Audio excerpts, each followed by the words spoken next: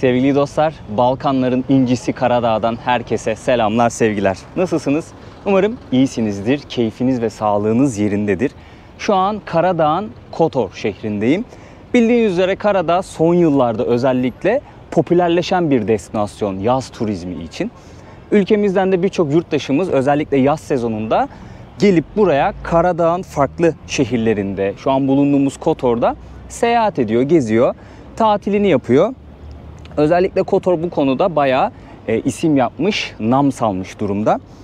Ben de istedim ki 2025 yılının turizm nabzını gelip Kotor'da tutayım. Tabii ki Karadağ'da farklı noktalara da gitmek istiyorum ama bu videoda hep birlikte Kotor şehrini gezeceğiz arkadaşlar. Bakalım 2025 yaz sezonunda fiyatlar nasıl, konaklama durumu nasıl, nereleri gezebiliriz, ne yiyebiliriz, ne içebiliriz? Bunları sizlere anlatmak istiyorum.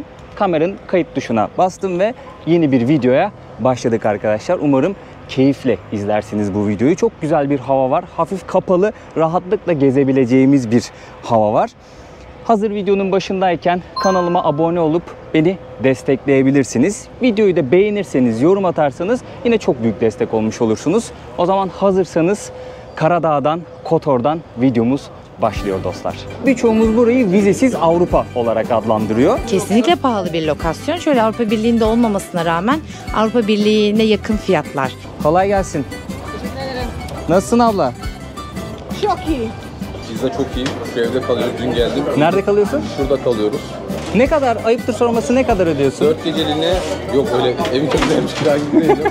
Konaklamaya çok fazla bir maliyet ayırmasınlar bence. Çünkü zaten günün hemen hemen birçok saati dışarıda geçiyor. İş yapmak isteyen arkadaşlar da en azından bir yıl hiç para kazanmayacak gibi gelsinler. Hemen buraya geldim. Hani aile işi, aile şey diye. Roma gibi, Osmanlı gibi, Venedik gibi, Avusturya, Macaristan gibi birçok farklı medeniyet. Löp et 29 euro. Merhaba. Merhabalar. İyi tatiller. Sağ ol. Sağ olun. Arabayı ne kadar kiraladı? 130 euroya kiraladık. Günlük. Sosyal medyada inanılmaz yanlış bilgiler dönüyor. Kaleye doğru birazcık dik bir patikadan çıkacaksınız arkadaşlar. Böyle merdivenler de var. Gördüğünüz üzere şuradan tırmanmaya başlıyorsunuz. Terasta gitmek için bu yolu takip edebilirsiniz. Kotor Körfezi'nin şahane manzarası hemen karşımızda. Burada da böyle bozuk para atıp genelde 5 lira, 1 lira falan görüyorsunuz burada. Dilek diliyor insanlar. Güzel bir yer. Gelin. Beklentinizi ama düşürün. Öyle gelin. Rica ederiz. Siz de hoş geldiniz. İyi tatiller. Nereye? Beyefendi.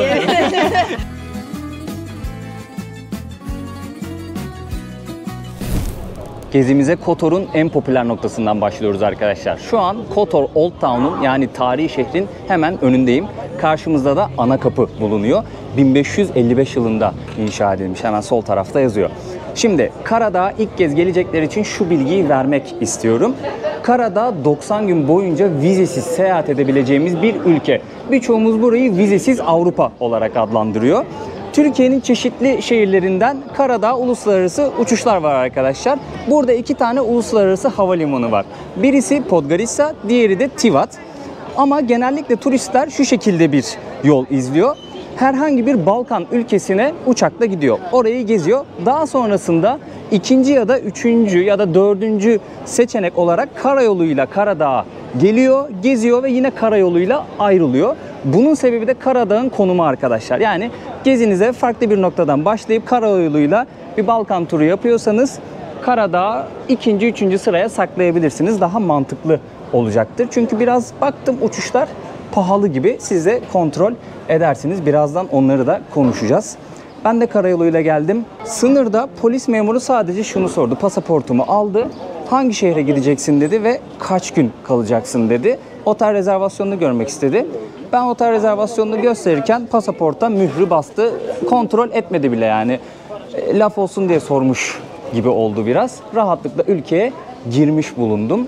Karadağ'da seyahat edecekseniz çok kritik bir bilgi paylaşacağım sizinle. Bunu sakın unutmayın. burada kaldığınız her gün boyunca konaklama vergisi ödemeniz gerekiyor. Genellikle kaldığınız hostellerde ya da otellerde bu vergiyi sizin için öderler. Otomatik olarak ücrete dahil ederler, öderler. Sizin uğraşmanıza gerek kalmaz. Ama siz bir ev kiraladığınızda ya da bir eşinizde, dostunuzda kaldığınızda bu vergiyi sizin ödemeniz gerekiyor. Fiyatı 1-1,5 euro falan olması lazım. Aklımda öyle kalmış. Turist ofisleri var. Bu turist ofislerine gidiyorsunuz, diyorsunuz ki ben işte günlük turist vergimi, konaklama vergimi ödemek istiyorum. Hemen size oradan yardımcı oluyorlar. Bunu mutlaka ödeyin arkadaşlar. Çünkü ülkeden çıkarken ceza ödeyebilirsiniz. Ceza yazabilirler size. Buna dikkat edin. Çok güzel bir meydana çıktık bu arada. Kotor Old Town'un içerisi çok hoş, yani çok otantik bir görüntüsü var. Yani gördüğünüz üzere her yer tarihi, açık hava müzesi gibi. Burada çok önemli bir kilise var. Burayla ilgili bir anım var. Bu kilisede bir düğün vardı. Ben 2019 yılında burada seyahat ederken şu köşede, arkamdaki köşede kolye bileklik satıyordum. Buradaki kafede bir abi çalışıyordu. Buralı bir abi. Bana şey veriyordu, sandalye veriyordu. Bazen içecek getiriyordu.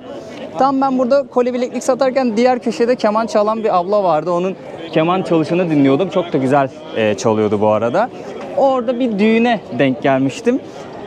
Çok günlerdi, böyle değişik günlerdi yani. Gülerek anımsadığım günlerdi. Parkta çadır falan atmıştım. 2019 yılından bahsediyorum. Güzel bir lokasyondayız, tarihi bir lokasyondayız. Gördüğünüz üzere ara sokaklarında dolaşmak bile keyif veriyor insana yani. Farklı bir görüntüsü var. Bu sebeple burası popüler bir yer. Dünyanın dört bir yanından insanlar gelip burada seyahat ediyorlar arkadaşlar. Türkiye'den de oldukça fazla turist burada seyahat ediyor. Tabii iş yapan insanlar da var. Birazdan dükkanları da gezeceğim. Bakalım konuşmak isteyen birileri olursa rica edeceğim. Onlara da sorularımızı sorarız. Karadağ'ın aşağı yukarı 600 küsür bin nüfusu var arkadaşlar. 2006 yılında Sırbistan'dan ayrılarak bağımsızlığını ilan etti. Burada yerel dil Karadağca. Karadağca konuşuluyor ama Sırpça'da, Hırvatça'da, Boşnakça'da duyabiliyorsunuz. Para birimi Avrupa Birliği'nde olmamasına rağmen euro. Hemen bayrağını da şu sol tarafta görebilirsiniz Karadağ'ın. Bayağı bir kalabalık. Gördüğünüz üzere bayağı bir kalabalık. Çokça grup var burada. Tabii tahmin edebileceğiniz üzere ana gelir kaynakları için tabii ticaret bunların başında geliyor, ithalat, ihracat, ama turizmde başa yazılabilir. Burada bir tarihi kilise var. 1166 yılında inşa edilmiş bu kule. Diğer kule de 2016 yılında inşa edilmiş. Belirli saatlerde ziyaret edebiliyorsunuz bu arada. Onu da söyleyeyim. Burada gördüğünüz üzere bir sürü kafe, restoran, bar var. Onların da fiyatlarını inceleyeceğiz ilerleyen dakikalarda. Dünyanın dört bir yanından turist geliyor buraya arkadaşlar. Deniz turizmi için geliyorlar. Efendim ne söyleyeyim, tarih turizmi için geliyorlar. Roma gibi, Osmanlı gibi, Venedik gibi, Avusturya, Macaristan gibi birçok farklı medeniyet gelip bu topraklarda hüküm sürmüş ve kendi mirasını, tarihi eserlerini bırakmış. İnsanlar bunları da görmek için geliyor aynı zamanda. Şimdi kale var. Kaleye doğru yürüyorum. Size orayı göstermek istiyorum. Buraya gelirseniz belki orayı ziyaret etmek isteyebilirsiniz. Güzel bir manzarası var. Kaleye giden yol hemen karşımızda duruyor arkadaşlar. Zaten burada da görebilirsiniz. Main entrance to St. John's Fortress yazıyor. Yani Aziz John Kalesi'ne gidiş yolu. Buradan şimdi yukarı doğru tırmanacağız.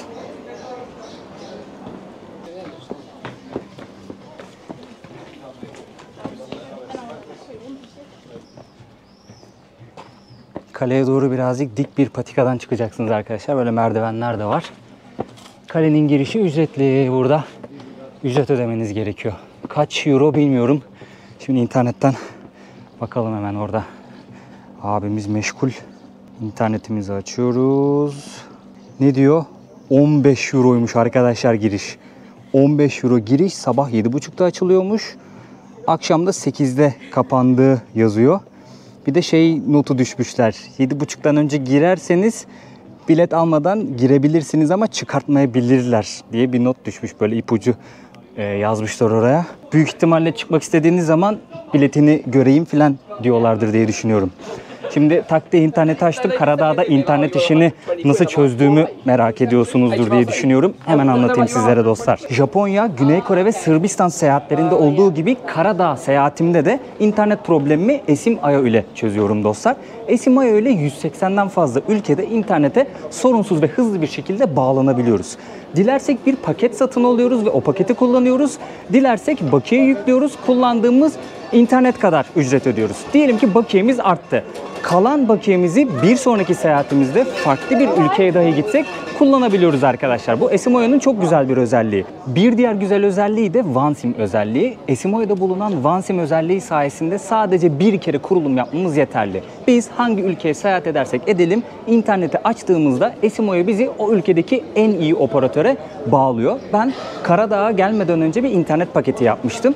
Karayoluyla geldim anlattığım üzere. Sırbistan'dan Karadağ'a geçtiğimiz anda SIM-IO Karadağ'daki en iyi operatörü algılayıp hızlı bir şekilde beni hemen ona bağladı ve internetimi anında kullanmaya başladım. Eğer sizler de seyahatlerinizde internet konusunda kafanızın rahat etmesini istiyorsanız SIM-IO'yu telefonunuza hemen yükleyin ve kayıt olun arkadaşlar. Burak 2 kodunu kullanarak $2'lık bir hediyeye sahip olacağınızı da unutmayın. Ben tüm detayları açıklamaya bıraktım. Oradan inceleyebilirsiniz. Aynı zamanda orada bir link var. O linke tıklayarak SIM-IO uygulamasını da indirebilirsiniz. Gerçekten çok büyük kolaylık. Yani seyahatlerinizde internet önemli bir yere sahip. Sevdiklerinizle anında iletişim kurabiliyorsunuz. Mesela ben dün gece kara sınırından girdim. Gece 2.30 filan de. Aileme yazdım, ben iyiyim. Hani Karadağ'a giriş yaptım. Merak etmeyin gibi. Yani herhangi bir konuda rahat bir şekilde internete bağlanmak seyahat konusunda stresinizi azaltıyor. SIM-IO sayesinde çok rahatlıkla internete bağlanıyorum ben de dostlar.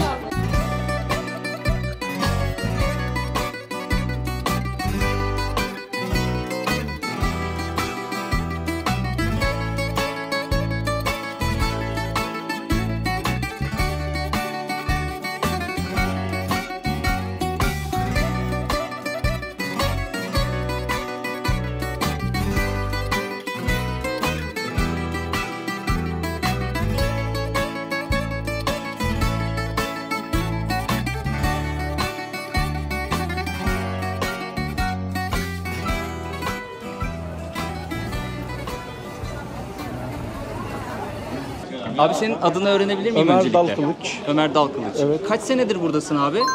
10 senedir buradayım kardeşim. Tamam. 10 senedir buradasın. Evet, 10 senedir. İş yapmak için mi geldin Evet, abi? iş yapmak için geldim. Karşıda gördüğün dükkan benim dükkanım. Burası senin dükkanın. Seramik var, halı var. Arka sokakta bir de deri mağazamız var. Çanta ve deri.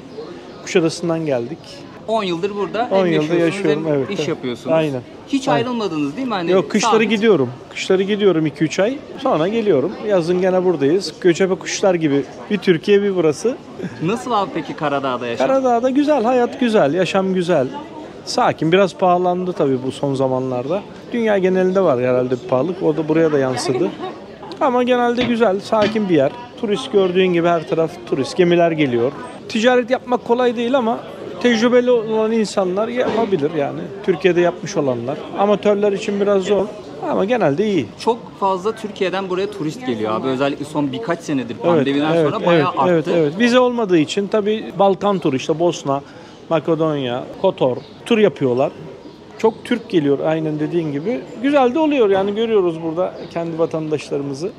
Onlar da kendilerine göre işte hediyelik eşya alıyorlar, yemek yiyorlar, geziyorlar, eğleniyorlar. Bizlerle tanışıyorlar. Senin gibi güzel kardeşler Eyvallah geliyor. abi, sağ olasın.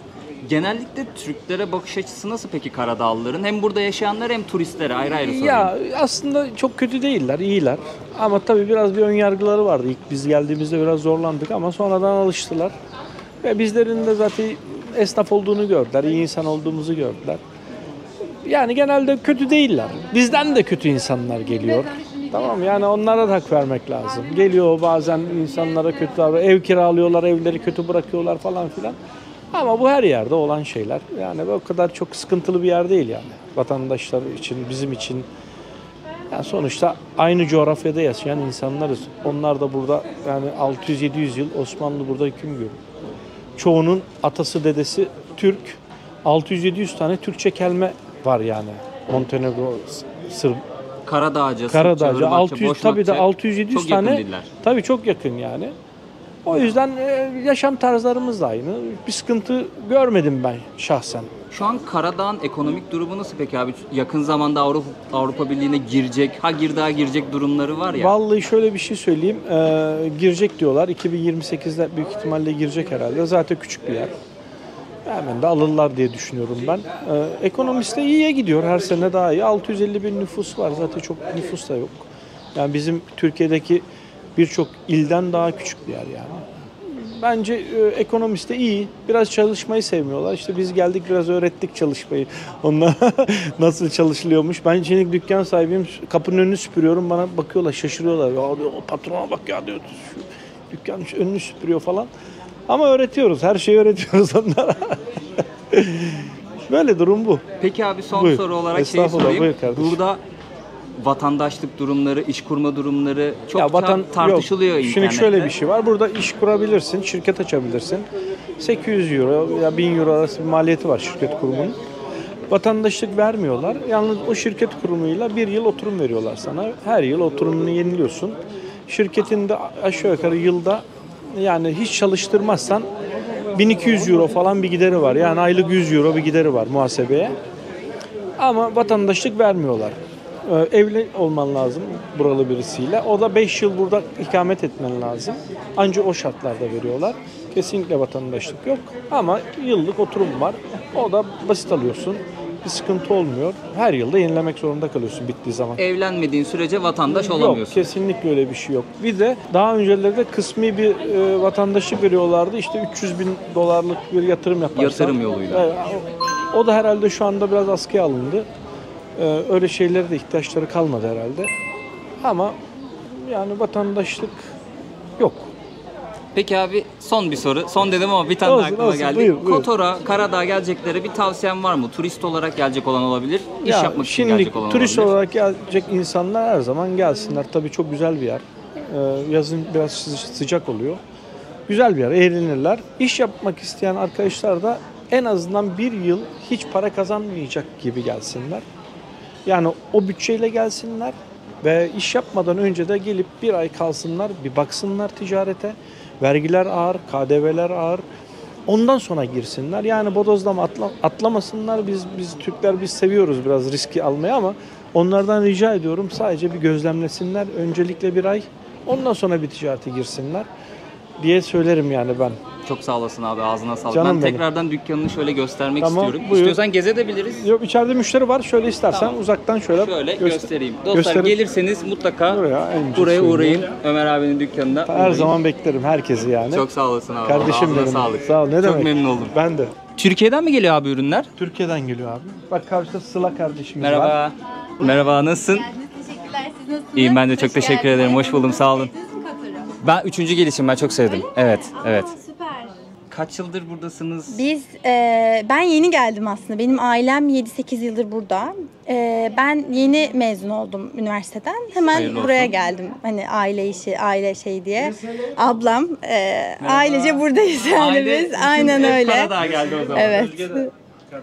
Çok Evet. memnun oldum. Nasılsınız, iyi misiniz? İyiyim, sağ olun. Siz nasılsınız? İyiyim, ben de teşekkür Ünlü ederim. mü olduk? Nereye bakıyoruz? Hangi kanal bu? Burak Durgun YouTube'dan aratıp Gezgin izleyebilirsiniz. misiniz? Evet, gezginim. Süper, Aa, hoş çok geldiniz. Kaç yıldır yaşıyorsunuz burada, size de sorayım. Biz yani benim de biraz böyle gel git. 2018-2019'da buradaydım. Bir 2 sezon burada geçirdim. O zaman tabii çok beğendim. Aşık oldum buraya. Sonra Covid patladı. Ondan sonra bir ara verdim.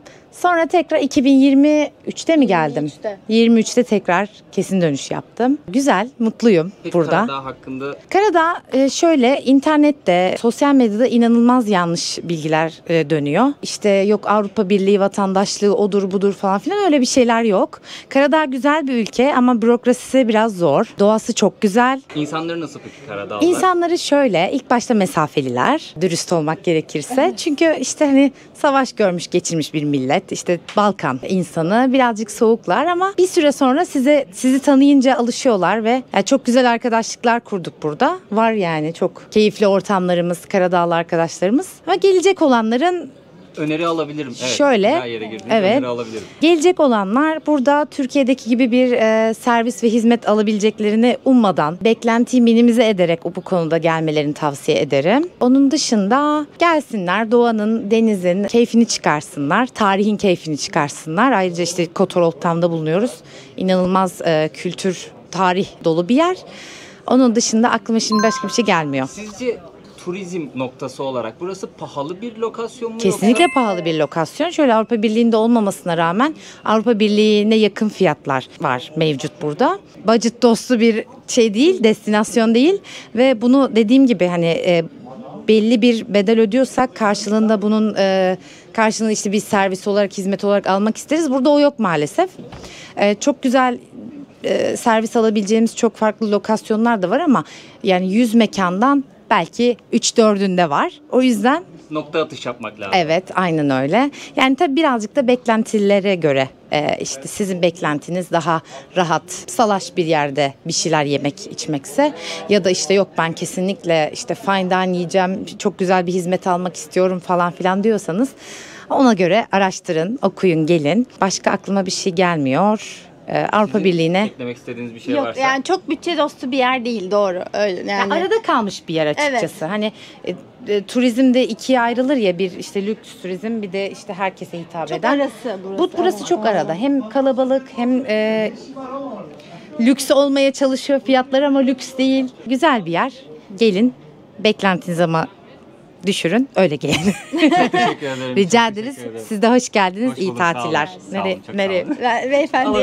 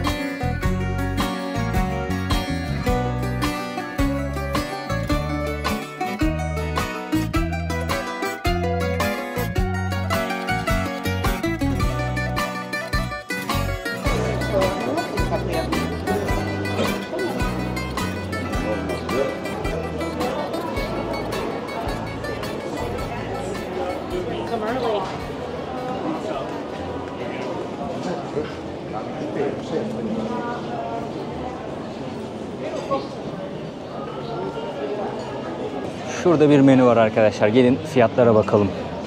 Burada pizza fiyatları yazıyor. 500'er gramlık pizzalar yapıyorlar. Farklı çeşitli pizzalar var. Hepsi 13 euro. Burada tatlılar var. 5,5 euroya tatlı var. 7 euroya tatlı var. 7,5 euroya tatlı var. Başka ne var? 7 euro, 6,5 euro. Tatlılar da ortalama bu fiyatta. Hemen burada et menüsü açık. Şöyle bakalım. 300 gramlık löp et 29 euro. Zeytinyağında marine edilmiş et yine 300 gram 29 euro. Farklı çeşitli et tabakları var. Onlar da 29 euro. Burada başka ne varmış? Tavuk tatlı patatesle birlikte servis ediyorlar. 450 gram 16,5 euro. Burada da çıtır tavuk var. 350 gramı 13,5 euro. Burada fast foodlar var. Hamburger 300 gramı 16,5 euro. Burada tavuk dürüm var. 9,5 euro 350 gramı. Deniz mahsulü vardır diye düşünüyorum. Ona da bakalım. Restoranın ismi bu arada arkadaşlar. Gelmek isteyenler için. Burada cevapi var. 350 gramı 17,5 euro. Burada da bir hamburger var. 300 gramı 17 euro. Burada da deniz ürünleri var. Çünkü mutlaka deniz ürünü oluyor arkadaşlar. Kızartılmış karides 300 gramı 21 euro. Burada kalamar var. 400 gramı 19,5 euro. Burada kalamarla karidesi karıştırmışlar. 400 gramı 21,5 euro. Burada da ahtapot var. Kızartılmış bunların hepsi. 450 gramı 29 euro. Burada başka bir restoran var. Pub restoran. Kıyaslama olması açısından şöyle göstereyim hangi yer olduğunu gelmek isteyenler için. Kıyaslama olması açısından fiyatlara bir bakalım. Burada çorbalar var. 5 euro 6,5 euro diyor. Hemen sayfamızı çeviriyoruz. Salatalar var. 7,5 euro, 10,5 euro, 11,5 euro diyor salatalara. Burada makarnalar var. Çeşitleri yazıyor. 300 gram makarnalar 12,5 Euro'dan başlıyor. En pahalısı 18,5 Euro arkadaşlar. Ama ortalama 15 Euro diyebilirim. Burada da ana yemekler var. 300 gramlık tavuklar 13 Euro ile 17 Euro arasında. Burada cevapi var, dana eti. Onlar da 300 gram, 450, 700 gram diyor. Farklı farklıymış. Hemen bakalım. 300 gramlık cevapi 12 Euro 90 cent ya da 13 Euro 90 cent. 450 gramlık pleskavica yapıyorlar. Sırp hamburger köftesi gibi, şu fotoğraftaki gibi, 18 euro 80 cent. Burada 700 gramlık karışık et var. 23,5 euro onun fiyatı da. Domuz hassasiyetiniz varsa mutlaka sorun, çünkü böyle domuz işareti oluyor genelde. Domuz eti de tüketiyorlar. Burada sosisler var. Burada da deniz ürünü var. Bakalım. Kalamar 300 gramı 17 euro 20 cent. Yine kalamar var. 300 gramı 17 euro. Karides var. 300 gramı 25 euro. Ahtapot var, 400 gramı 25 euro. Burada da içecekler var. Kahve 2 euro. Sütlü kahve alırsanız 2,5 euro. Cappuccino 2 euro 70 cent. Ice coffee diyor 4 euro 20 cent. Başka alkollü içecek bakıyorum kullananlar için. Burada biralar var. 4,5 euro, 4 euro, 5 euro, 7 euro gibi bira fiyatları. Burada alkolsüz içecekler var. Ice tea'ler 3,5 euro. İşte asitli içecekler aşağı yukarı 4 euro. Fiyatlar bu şekilde. Görürsem bir restoran daha göstereyim arkadaşlar. Mesela bu fiyatlar bu restoranın fiyatları. Genelde böyle menüler oluyor. Siz gidip bakıyorsunuz. Çok darlamıyorlar sizi. Ama ben ne zaman Karadağ'a gelirsem geleyim hep şundan yakınıyorlardı gelen turistler. Buradaki garsonlar çok kaba. Bahşiş de istiyorlar bu arada ama çok kaba davranıyorlarmış. Böyle bir bilgi de edinmiştim. Mesela burada pizzalar var. Küçük pizza 8 euro diyor margarita. Klasik boy diyor 12 euro. Meksiko diyor karışık sanırım bu. 9 euro 13 euro. Küçük boy büyük boy fiyatları bunlar. Şöyle göstereyim. Genelde 10-15 euro arasına pizza yiyebiliyorsunuz. Burada tatlılar var. Dondurmalar var daha doğrusu. 9 euroya şöyle bardak tabak diyeceğim buna artık. 9 euroya dondurma getiriyorlar. Başka burada köfteler var. 13 euroya balık var. 12 euroya cevapi köfte var. 12 euroya hamburger köftesi var. Fiyatlar bu şekilde arkadaşlar. Yani pahalı mı ucuz mu bunun kararını siz verin. Ama hatırladığım kadarıyla fiyatlar değişmemiş. Yani oynatma listesinden Karadağ'a tıklayın. Bir önceki Karadağ seyahatimde çektiğim videoları da izleyin bu arada muhakkak. Fiyatlar değişmemiş diye düşünüyorum. Bilmiyorum sizler ne düşünüyorsunuz? Fikirlerinizi yorumlara yazarsanız çok sevinirim. Bu abiler de sürekli böyle tüp taşıyorlar, bizi ana haber bültenlerine çıkaracaklar. Burası da pizza yapıyor. Dilim pizza. Gelin bir tane yiyelim ya. Çok sıcak hava, canım hiçbir şey istemiyor ama bir tane yiyelim. Şöyle sucuklu, karışık. Bir de sadece peynirli olan pizza var. Nasıl hocam pizza? Pizza çok iyi. Şu evde kalıyoruz. Dün geldim. Nerede kalıyorsun? Şurada kalıyoruz. Ne kadar, ayıptır sorması, ne kadar ödüyorsun? 4 geceliğine, yok öyle evin çok güzelmiş kira gibi değil, yok ya. 4 geceliğine işte 12 bin lira ödedik.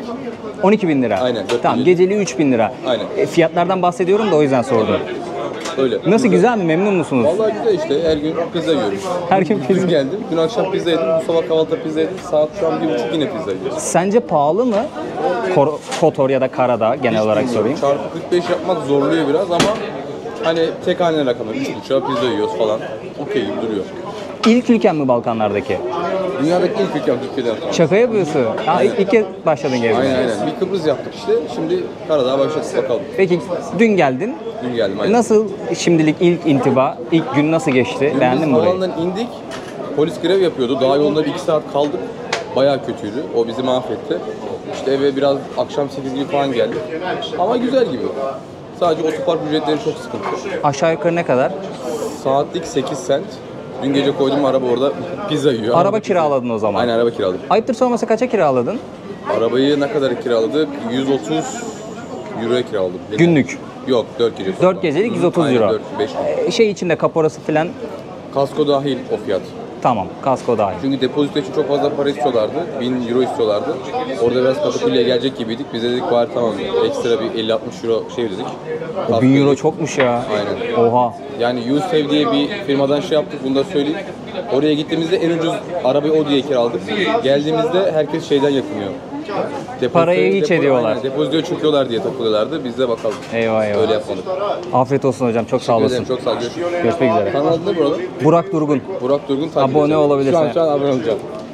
Abi çok Türk var. Her yer. Her yer öyle. Çok, Her yer öyle. çok kalabalık bu arada. Var Bir de ya esnaf da Türk bu arada. Onu da Çok söyleyeyim ha. var. Biz bir yere Amerikan içmeye gittim. Şeyim böyle. Kanka Türk müsün? Aynen. Ekstra buz alayım falan. Direkt herkes öyle. Afiyet olsun, iyi tatiller. Her yerdeyiz arkadaşlar. Gördüğünüz üzere her yerdeyiz. How much is it? 350. It's same with last year. What? Same price with last year. Last year also it was 350. 1 year ago. Что same and what same? Same price. 350, 350. Last year was 350. This year 350 as well. U prošlom je bilo. Aha, okej. Ja, u Çocuk prošlom je. kafası karıştı. Valla. Ja, u prošlom. Bar tako mislim. Sadece peynirli olanı aldım. En hafifi çok güzel bu. Hava çok güzel çünkü ya. Thank you Valla. Merhaba. Merhabalar. İyi tatiller. Sağ olun. Sağ olun. En fazla Türk turist olabilir burada. Ben bir ara sokağa girdim ama nereye gideyim bilmiyorum. Hafif ya bu, bir de sıcakta ağır bir şey yenmiyor. 3,5 euro. Bayağı da büyük bir dilim. Peynirli aldım. Peynirli çok hafif. Arkadaşlar bakın burada sebil var. Dağdan geliyor bu su. Tertemiz buz gibi. Şişenizi buradan doldurursunuz. Suya para vermenize gerek yok. Şimdi oradan şişenizi doldurdunuz, suyunuzu içtiniz. Elinizi yüzünüzü yıkadınız. Bu kapıya geliyorsunuz, tamam mı? Buradan dışarıya doğru yürüyoruz şimdi. Old Town'un, yani tarihi şehrin dışına çıkıyoruz. Bu kısma çıkacaksınız. Bakın burada böyle bir su birikintisi var. Nehir akıyor. Şu an tarihi şehrin dışarısındayız. Buradan dümdüz yürüyün. Size şimdi bir yol göstereceğim. Old Town hemen arka tarafımızda kaldı. Buraya kadar yürüdünüz. Şu restoranı göreceksiniz. Sağa dönün. Köşede hemen Pekara yazıyor. Pekara fırın demek. Bakery demek. Bu fırını gördünüz ya, bunu solunuza alın. Buradan böyle dümdüz yürüyün. Şimdi size güzel bir patika göstereceğim. 15 euro verip kaleye çıkmanıza gerek yok. Ha tabii ben kaleyi de görmek istiyorum derseniz o ayrı. Ama manzarayı görmek için oraya çıkmanıza gerek yok. Şu an size göstereceğim yoldan aşağı yukarı böyle bir saat falan yürürseniz çok güzel bir manzara noktasına çıkacaksınız. Ama sıcak vakitte çıkmayın. Gün batımına doğru ya da sabahın erken saatlerinde çıkabilirsiniz. Daha serin olacaktır hava. Mutlaka yanınıza su alın. En az 1,5 litre su alın. Atıştırmalık alın. Yoracaktır. Böyle sokaktan yürüyoruz. Şuradan sağa döneceğiz. Çok güzel Kotor Körfezi'ni görebileceğiniz bir nokta. Yani ben oraya 2 kere çıktım. Şimdi çıkmayacağım. Sadece sizlere patikanın girişini göstermek istiyorum. Çıktığım video var ama oynatma listesinden Karadağ tıklayın.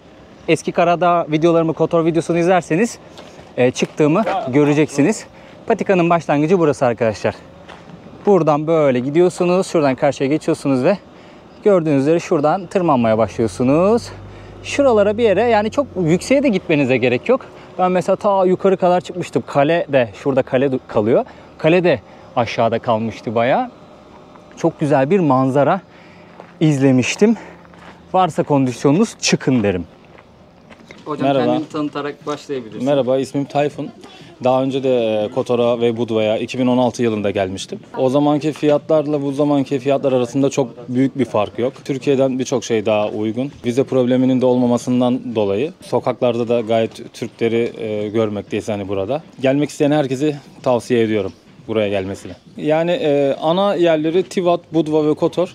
Hepsine 2 gün yeterli olacağını düşünüyorum. Tabii ki daha küçük yerleşim yerleri de var. Eğer ben full gezmek istiyorum, her yeri görmek istiyorum derseler belki bir hafta 10 gün yeterli olacaktır bence. Buraya gelmeden önce bir beklenti vardı muhtemelen. Evet. Beklentiyi karşıladı mı yoksa sönük mü kaldı? Bence beklenti yani beklentiye göre değişir. Hani ben kafa dinleyeyim, bir yandan güzel yemekler ve güzel içecekler içeyim, deniz ve kumun tadını çıkarayım diyorsa bu beklentiyi kesinlikle karşılayacaktır bu ülke.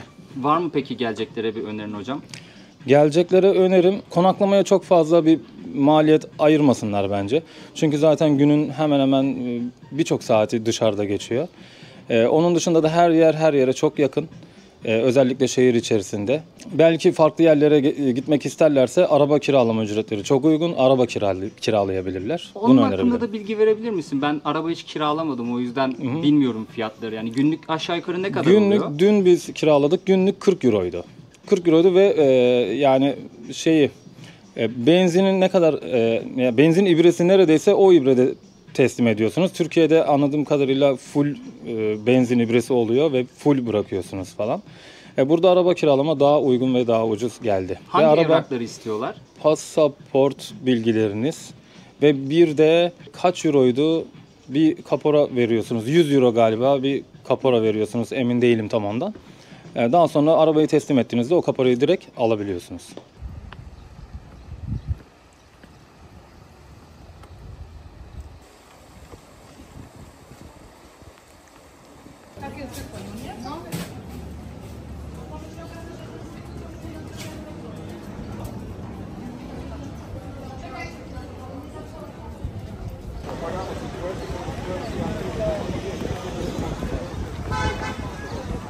Kotor Old Town'un ana kapısı hemen şu tarafta kaldı arkadaşlar. Ana kapıdan çıkıyorsunuz, sola dönüyorsunuz. Sola döndükten sonra şu parka kadar yürüyün. Bu parkta bekleyin. Blue Line yazılı bir otobüs gelecek. O otobüse binip, o halk otobüsü, Peras'ta gideceğiz. Peras'ta gitmek için bu yolu takip edebilirsiniz. Halk otobüsüyle en uygun şekilde Peras'ta böyle gidiyorsunuz. Şu parkta bakın bekliyorlar, otobüsü bekliyorlar. Buraya gelecek otobüs. Otobüs geldi arkadaşlar. Önde Blue Line yazıyor. Ona dikkat edin. Bu otobüse bineceksiniz. Yes, Peras. How much is it? 2 euros. I can like this. Here, okay. Valla 2 euro arkadaşlar ücret. 2 euro veriyorsunuz. Otobüse biniyorsunuz. Şuraya oturalım.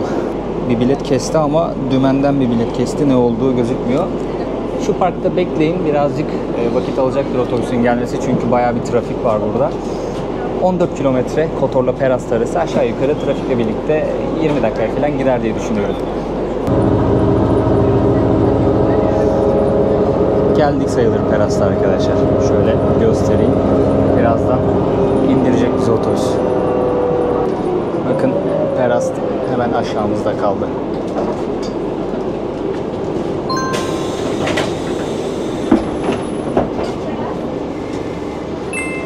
Burada yol üstünde indiriyor sizi arkadaşlar. Pardon teyze. Şöyle yol üstünde indiriyor sizi. Tekrardan otobüsü göstereyim. Ben şuradan hemen bu yolun altından köye iniyorum. Şöyle size indiğim yolu da göstereyim. Karşıya geçip oradan da köye inenler var. Ama ben geçen bu yolu kullanmıştım. Şimdi de bu yolu kullanayım. Bildiğimiz yoldan gidelim.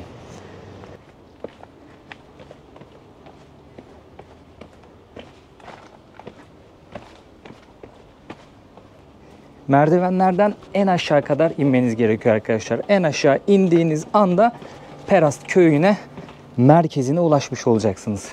Şimdi burada böyle bir ayrım gelecek.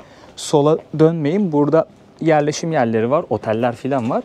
Sağ yapacaksınız, sol yapacaksınız. Adım adım anlatıyorum ki gelecek olanlara kolaylık olsun. Hemen sola döndükten sonra şöyle bir manzarayla karşılaşacaksınız. Biraz daha yürüyünce köyün merkezine ulaşacağız. Köy dediğime bakmayın. Yani bizim kafamızda canlanan köy değil. Merdivenlerden indik. Hemen karşı tarafta suyla kavuştuk. Yani Kotor'u ziyaret ediyorsanız ve böyle 1-2 saatte fazladan vaktiniz varsa mutlaka Peras'ta uğrayın. Bakın mutlaka.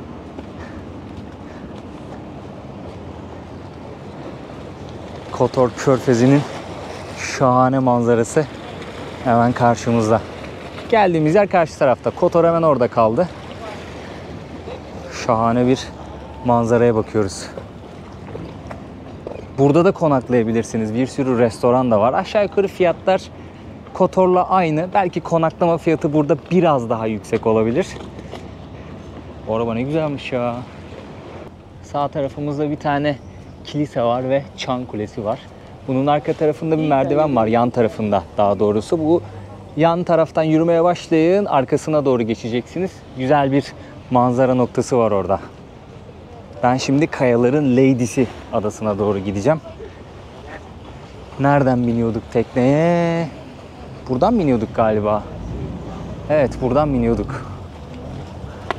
Kilisenin hemen karşısından tekneye bineceğiz. Kayaların Lady'si adasına gideceğiz. Kolay gelsin. Teşekkür ederim. Nasılsın abla? Çok iyi. Ben hatırlıyorum seni. Sen Türkçe biliyordun. Dizilerden öğrenmiştin. The Turkish people. Too much. Too much. Geçen sene de geldim. Oradan hatırlıyorum. Bir önceki yıl geldim. 1 year ago. Ah, okay, okay. A lot of Turkish. Yes. Bir adaya gideceğim. Ne kadar bilet? Gidiş geliş. 5 euro gidiş dönüş. 5 euro gidiş dönüş. Kaç dakika kalacağız adada? Yarım saat orada, Yarım saat. dönüş burada. Dönüş burada. Tamam. Aynen öyle. Sen Türkçeyi Türklerden öğrendin o zaman. Turkish people too much. Too much. They don't speak English. Sen Türkçe And I have öğrendin. to learn Turkish. Memnun oldum abla.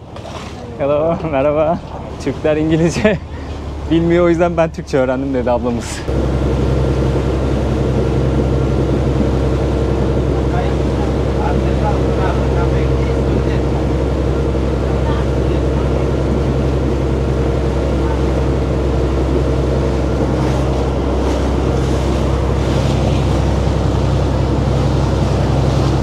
Adaya ulaştık dostlar. Kayaların Lady'si adasındayız. Bir de karşı tarafta bir ada var. Oraya gitmeyeceğiz ama ben burayı göstermek için geldim sizlere. Gördüğünüz üzere bir sürü bot yanaşıyor buraya ve insanlar genelde yarım saat dolaşıyorlar ama 1 saat kalan turlar da var. Hangisini tercih ederseniz. Burası fotoğraf çekilmek için çok güzel bir alan bu arada. Bakın arkadaşlarımız kaçırmıyor bu alanı. Çünkü arkada diğer adacık gözüküyor. Çok güzel. Şahane bir yer burası ya. Burada da böyle bozuk para atıp genelde 5 lira, 1 lira falan görüyorsunuz burada. Dilek diliyor insanlar. Oh, bayağı kalabalık. Burada da kilisenin girişi var içeride. Bayağı kalabalık. Buradan uzaklaşalım ufak ufak. Şurayı da şöyle göstereyim sizlere. Efsane odur ki günlerden bir gün 2 tane balıkçı balık tutarken bir Meryem Ana ikonasına rastlıyor. Ve oranın kutsal bir yer olduğuna karar veriyor halk. Daha sonrasında aralarında konuşuyorlar ve oraya bir kilise inşa etmeye karar veriyorlar. Ama orası kayalık bir bölge. Diyorlar ki önce orayı bir adacık haline getirelim, daha sonra kilise inşa edelim. Ve balıkçılar her denize açıldıklarında yanlarında taş götürüp oraya atıyorlar. Sürekli atıyorlar ve daha sonrasında bir alan oluşuyor ve kiliseyi oraya inşa ediyorlar. Ve şu an üzerinde bulunduğumuz bu ada aslında bu anlattığım hikayedeki yer. Her yıl 22 Temmuz'da Façinada olması lazım telaffuzu. Bir kutlama, bir anma gibi düşünebilirsiniz o günü. Peraslılar, Karadağlılar denize açılıyorlar ve buraya gelip gelenek olarak o taşı atıyorlar. Her yıl 22 Temmuz'da bu kutlamayı, anmayı görebilirsiniz. Şu an 22 Temmuz'da değiliz ne yazık ki, o yüzden o ana tanık olamayacağız maalesef. Günümüzde buraya insanlar geliyorlar, kiliseyi ziyaret ediyorlar, bu adayı ziyaret ediyorlar. Manzarayı izliyorlar ve buradan ayrılıyorlar. Gidiş dönüş 5 euro.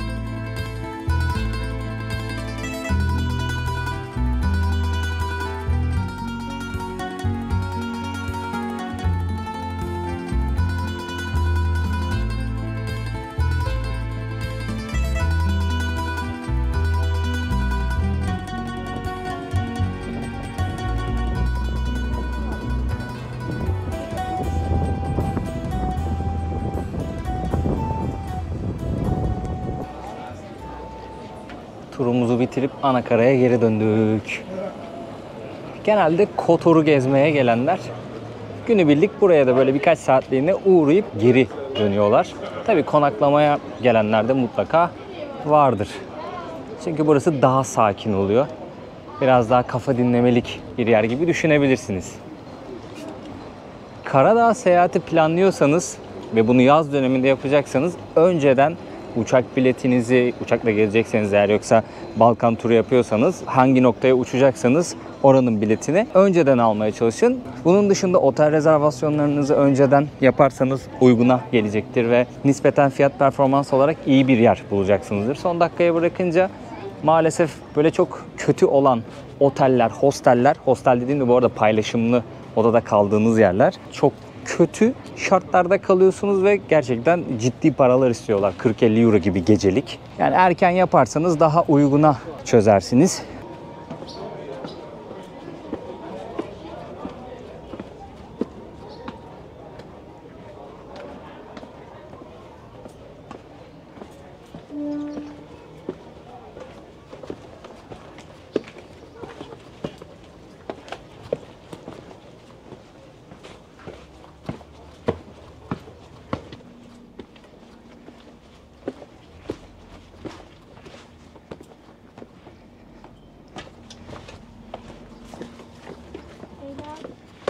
Kilisenin yanındaki merdivenden yukarı doğru çıktığınızda tam olarak karşılaşacağınız manzara budur.